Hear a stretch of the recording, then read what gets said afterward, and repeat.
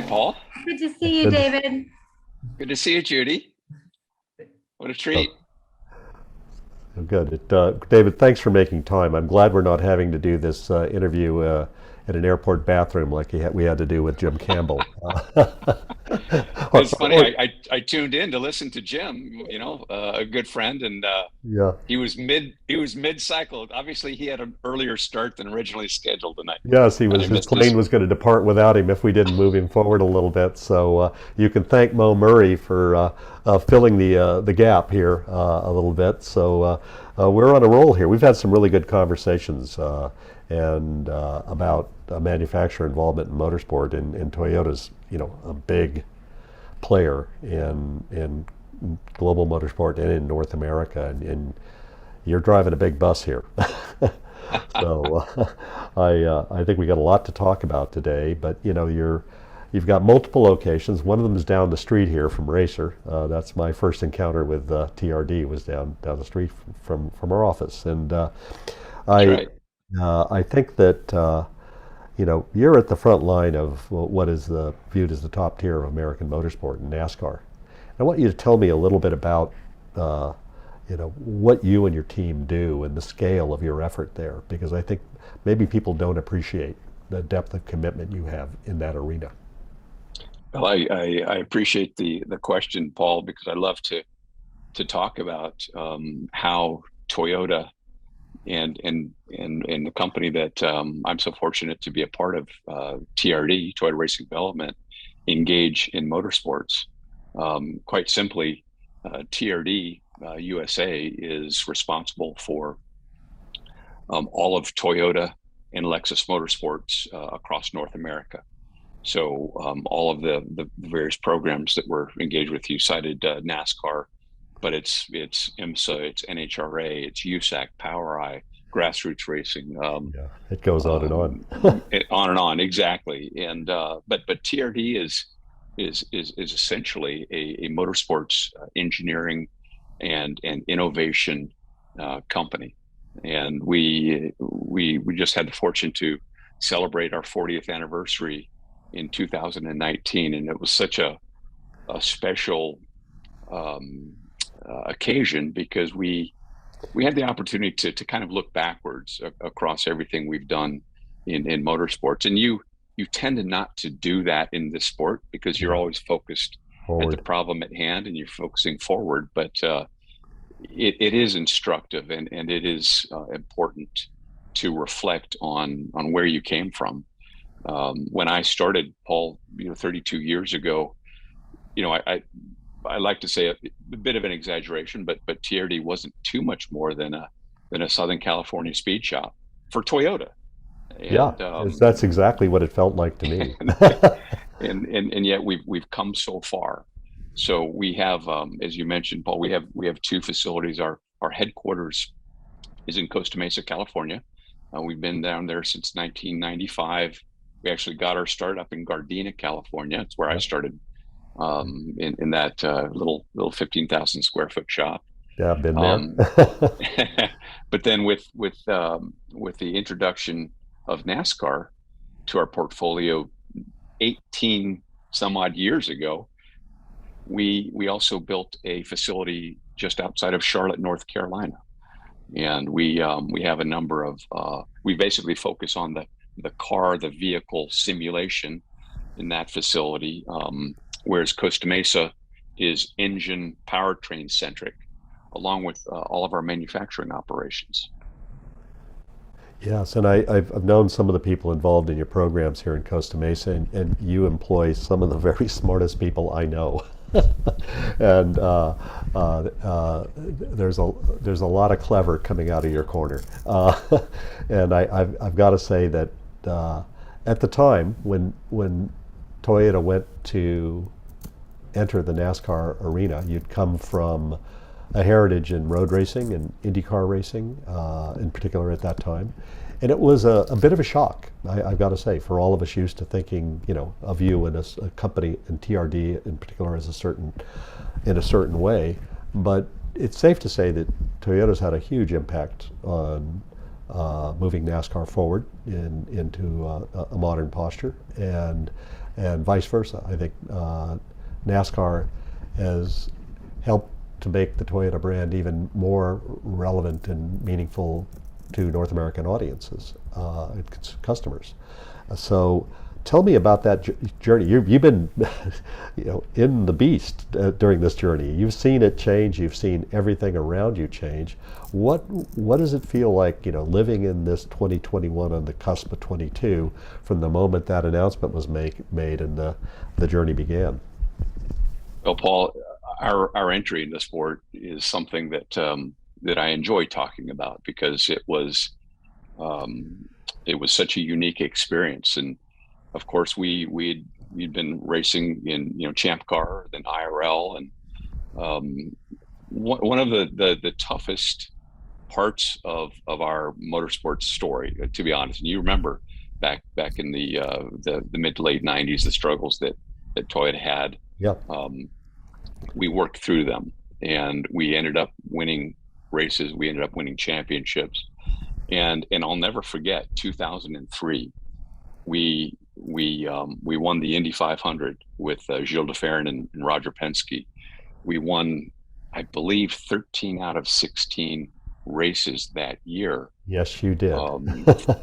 And yet that fall, I was in front of our board of directors, basically pleading to continue, and that was a moment of reflection, because we were so close to it. Of course, we loved it, we were enjoying it, but what we didn't appreciate at the time, that within our company, it just wasn't resonating. Yeah. And this isn't a knock on IndyCar, but they were going through their own challenges at the time.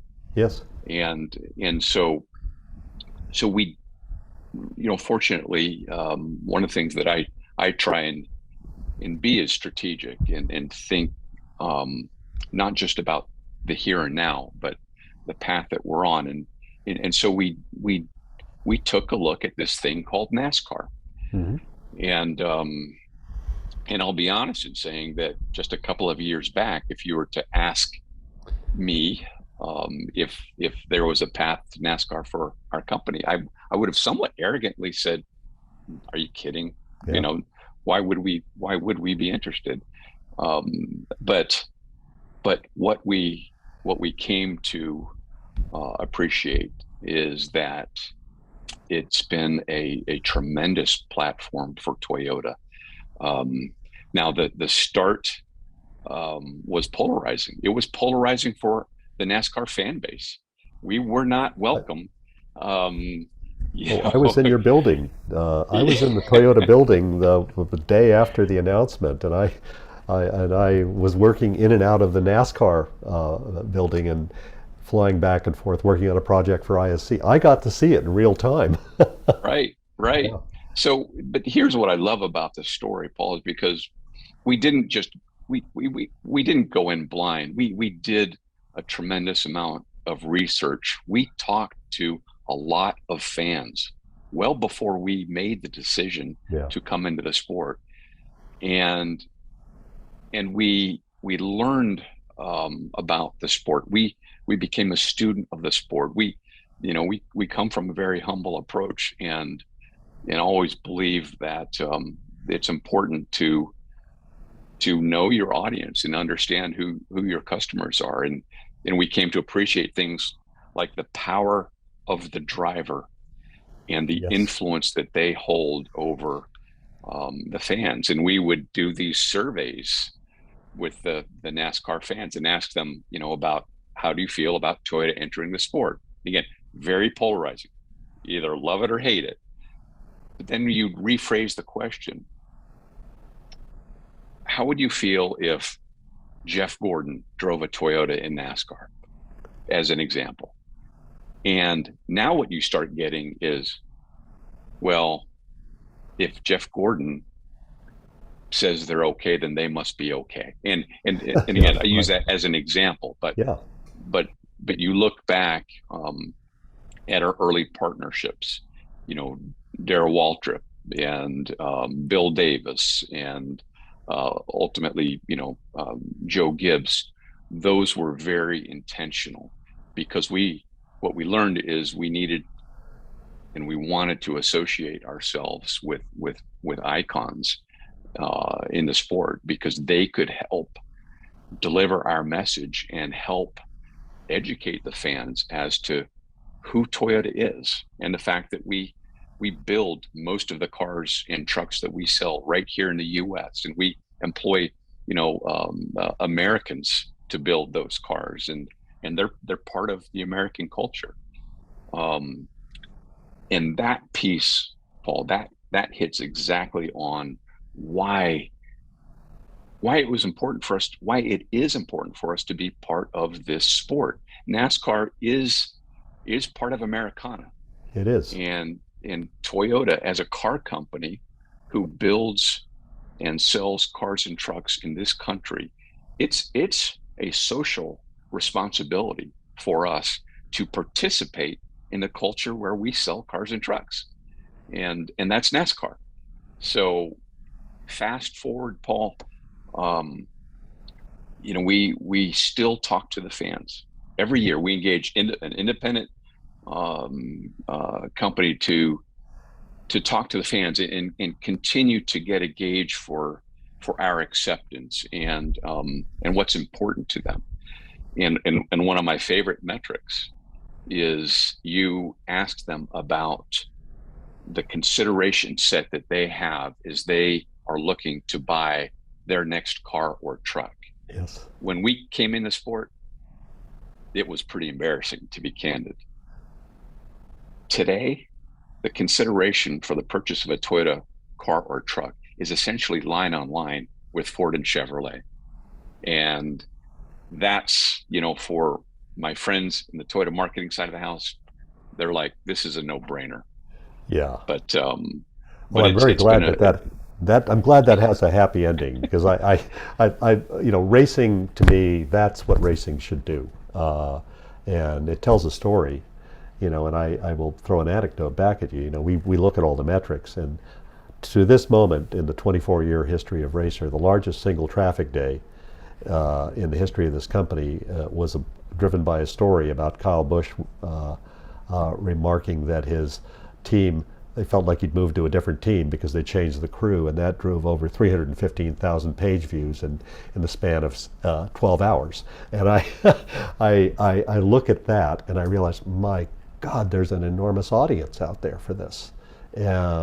If you're talking about the driver, the human point of view, the human story is so prevalent in NASCAR. And the connection season to season, generation to generation in NASCAR is very, very strong, the continuity. And there's a constant to it, but you're on the edge of a big change in NASCAR. This is the last night on the good ship the way it was. And you're going to depart on a different cruise ship come February here in Los Angeles, where all this began for, That's right. for Toyota.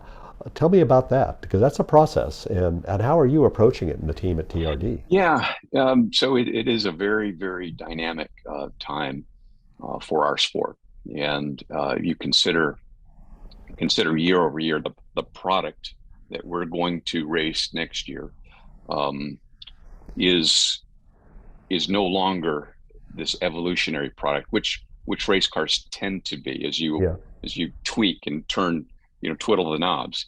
I think, NASCAR got to a place where the model that we've been competing with over the past decade, it simply is not sustainable. Yeah. And we were seeing, teams, prominent teams, leave the sport. Our 2017 champion, Furniture Racing, Yeah. Barney Visser, won the championship and then left the sport because he couldn't make business sense of it. Yeah. So ultimately, yeah, as an industry, we got together and the stakeholders got together and we held hands and said, listen, an evolutionary change is not going to fix this. Mm-hmm. It's time to throw the book at it and take our sport to a place that is going to attract, not run off team owners, but actually attract new ownership, attract younger ownership, um, and and a model that our teams can survive with with a reasonable amount of sponsorship. And the Yeah, corporate sponsorship will, I think, will always be part of the sport, but but the equation simply wasn't balancing any longer. right. Now, for the OEMs, it was also an opportunity to finally build some technological relevancy into Yeah. our race cars. And the fact is, well, you know, the cars that we've been racing um, are you know, the architecture is dated. It's highly evolved and Yes. highly developed, but it was time to get with, you know, the times, so to speak. So the cars that we're going to be racing next year, we've never raced a better looking NASCAR Camry. The proportions of the car, you know, 18-inch wheels, you Yes. know, aluminum, you know, 18-inch wheels. The overhang, you know, is much more, you know, appropriate to a production car. These are cars that you can instantly recognize, you know, a Camry versus a Mustang versus a Camaro. So for Toyota and our friends at Chevrolet and Ford, I know we all are excited about that aspect. You should be, because that's, to me, that's the thing that just fills me with excitement. Because as a young person, when I'd go to a NASCAR race, and I used to literally go out to practices, try to just go to a lot of things that weren't race day, just to be around the cars and the people, because they looked like a car I would dream of buying and owning. And that returns, I think, much more so now. The identity that goes to battle you can relate to as the car you might be driving on the street. But more importantly, uh, it's pretty easy to explain what this thing is when someone looks at it. It's not an abstract a creature born of a set of rules. It is derived from a set of rules, but the rules Right. are trying to make it look like the thing it's supposed to be, which is a street car. And I think that, you know, you have another extreme in that, and you're involved currently in a road racing series where they are derived in spirit and in core componentry from a road car. Can we pivot a little bit and talk about Absolutely. the Lexus side of the business here? Because you've had some great success in IMSA with your Lexus program, and you know, one of my longtime friends, Jim Vassar, and Sully are involved in that program. So you got some great people and a great team. What's, you know, talk about what they've accomplished and what's next there. Absolutely. So, on a personal level, Paul, sports car racing is near and dear to my heart as a 28, 29-year old engineer uh, hired, you know, newly hired by Drino Miller at TRD. I was tasked with supporting Dan Gurney and All American Racers, and I had the great honor of being an engine engineer on one of the finest, I still think one of the finest sports cars that ever raced, which was the Gurney Eagle Mark III.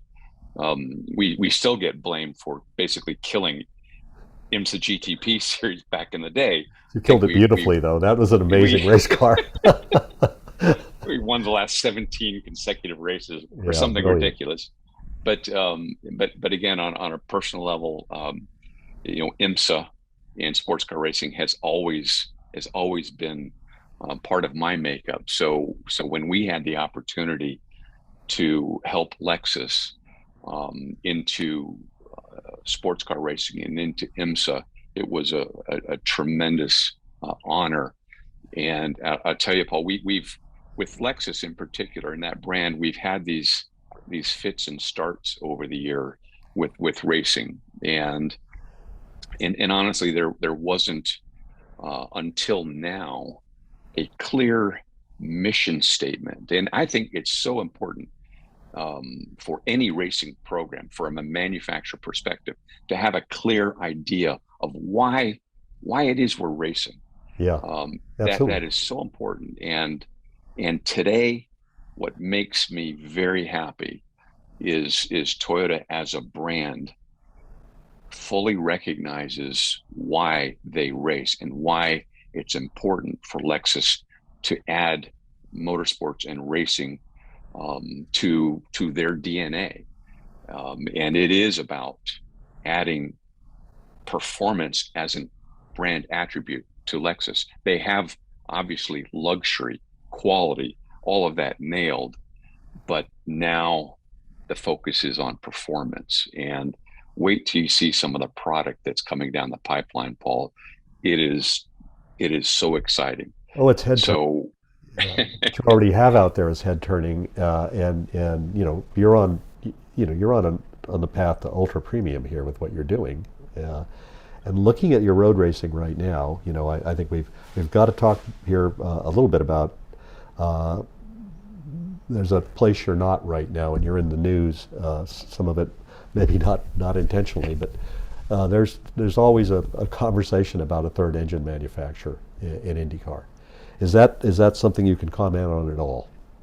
absolutely. I'll start by saying that one of my responsibilities is to keep my finger on the pulse of what's happening across North America in the on the motorsports landscape, and to advise my um, top management accordingly. So certainly we are big fans of Roger Penske. Yeah. Roger is one of the most important, largest Toyota and Lexus dealers in the world. So he's an important part of our sphere. And and here's what I trust and know, and that is Roger, with guys like Jay Fry and Mark Miles, will be successful. The Yes. trajectory of open wheel racing is is on a very good path, arguably steeper than just about any form of motorsport in North America right Oh, we, now. we see And it in the metrics. It's stunning. The growth that we're seeing in that category alone is massive at the moment. right, so certainly as a fan, as a former, I've been to the Speedway, we've raced at the Speedway, we've had success. Um, as a fan, as an advocate, I would love one day to help take our company back there. Right now, Paul, there's not a plan Mhm. to go IndyCar racing. Right now, our real focus and priority, coming back to the NASCAR side, is to make sure Yeah. that we have a car that's ready to race next year. But again, we have ongoing dialogue with Roger and Jay, and it's funny. I wish I had this in front of me, but I've known Jay for years and years.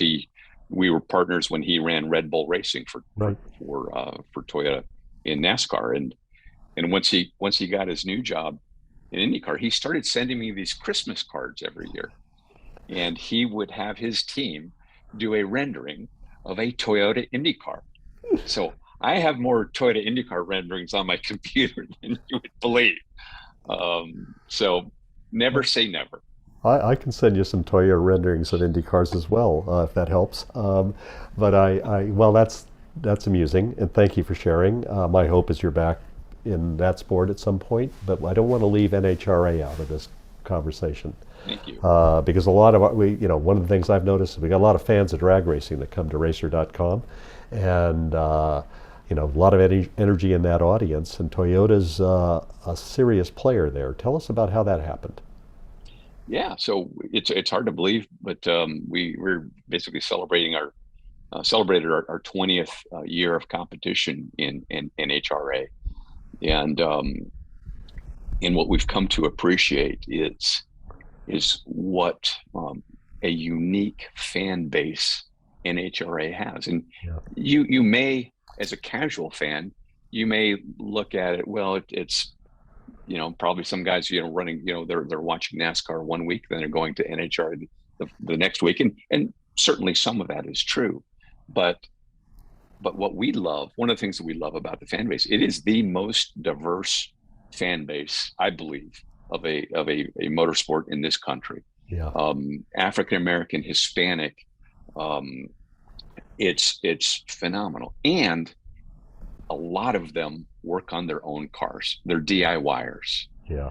Um, you look at the way NHRA engages the fan. This is what we love: is the way the entertainment value. You can sit up in the grandstands and watch a couple of runs, then go back to the midway and watch the teams, rebuild their cars in minutes, getting ready for the next round. And it's such a neat series. The season ender in Pomona just a couple of weeks ago, we pulled the cover off our brand new GR Supra funny car. And it is badass. It is badass. I was going to say badass, but you beat me to it. There were comments going around about it being badass because it is. No, we had a great, I think, a 12-year run with Camry, and we won a lot of races, won a lot, a few championships along the way. But we love this new GR Supra, and we can't wait to get that out to Pomona next spring. Well, I plan on being there to see this, and I plan on seeing you at the Coliseum in February. How about that? Yes. Think about that. Where I used to, my other experience as a young engineer was chasing Ivan Stewart and Rod Millen and Robbie Gordon around the Coliseum for the Nicky Thompson short course races. And I have such fond memories. I love that series. That to me was just awesome. And I think that, what I see here, though, is you're present in the grassroots, and I want to talk about that for a moment before we end here today. And that grassroots presence, do you have plans to expand that and keep going?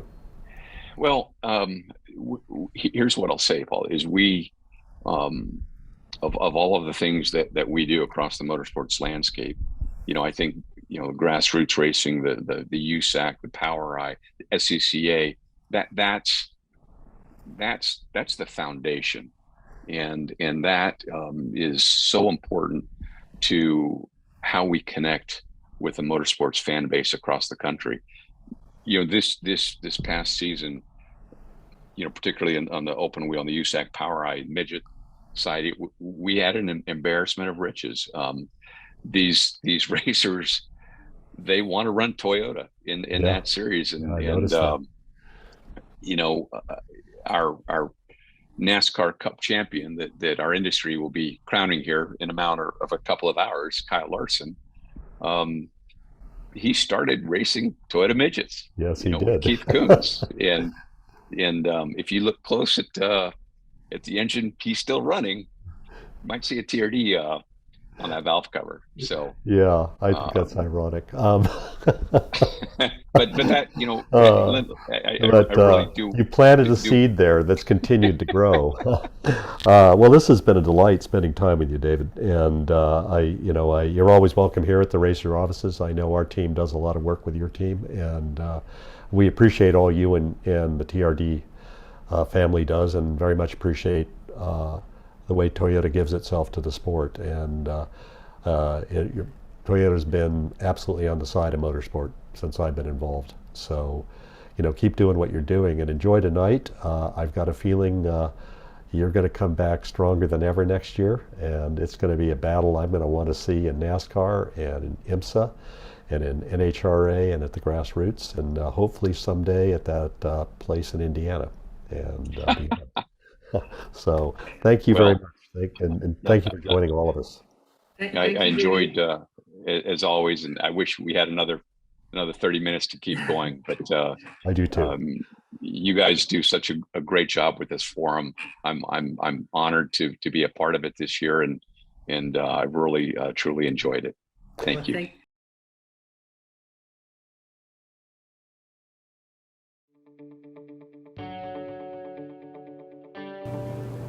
The concept for Epartrade is basically, in my opinion, there's a big hole in the internet. So the internet started many years ago, but there's never been an online business community for racers on the World Wide Web. The need for Epartrade is actually quite obvious. Basically, people in the business of auto racing need a place online to hang out and get their problems solved. It's extremely simple for a buyer or for a supplier to interact on the platform. The first thing you need to do is sign in, which is free. And the second thing is, when you see a product that you're interested in, all you need to do is click on request more information. If it's a company, you click on request more information, and then from there, it is forwarded directly to the buyer or to the supplier. You can go to epartrade.com, you become part of a community of businesses in racing, and it makes sourcing products much easier than just on the internet or using Google. At Epartrade, there is no e-commerce. It's literally a connection just like at a trade show. So now, any time of the year, a buyer could reach out to a supplier through an email. More than that, it's a place to go just to keep current every day. So it's a good place to start your workday in your racing business or in your offices of your professional race team. And you know you're current when it comes to new technology, industry news, technical papers, technical videos, all of that and more. We're not looking for a million hits per day. All we want is people who are really the volume buyers of racing products in the racing industry to be part of the little world of Epartrade. We have racing businesses participating from around the world. So you get suppliers from around the world, you get buyers from around the world. Epartrade really eliminates having to travel, closing down your shop. Now you have a place to showcase globally your racing product and technology.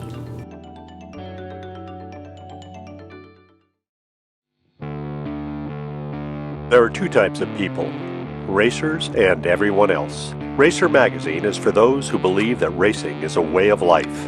Racer embodies the excellence that defines a sport driven by passion, courage, and ingenuity.